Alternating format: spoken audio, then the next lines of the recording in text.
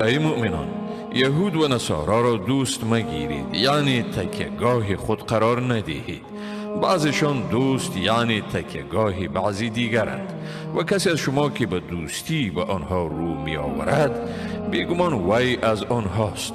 بیشک خداوند مردم ستمگار را رهیاب نمی سازد.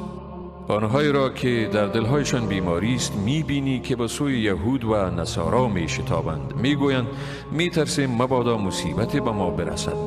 پس به زودی خداوند برای مسلمانان پیروزی میسر می گرداند یا گشایشی از نزد خود فراهم می سازد. در آن وقت است که منافقان از آنچه در دل پنهان کردند پشیمان می شوند.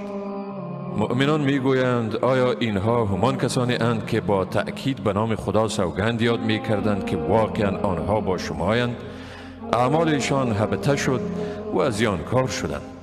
ای مؤمنان، اگر کسی از شما از دین خود برگردد، به زودی خداوند مردمی را خواهد آورد که ایشان را خداوند دوست می دارد و ایشان نیز خدا را دوست می دارند. مردمی با مؤمنان فروتن، بر کفار سختگیر، در راه خدا جهاد می کنند و هرگز از ملامتگران نمی ترسند. این فضل خداوند است، آن را به هر که بخواهد ارزانی می نماید و خداوند گشایشگری داناست.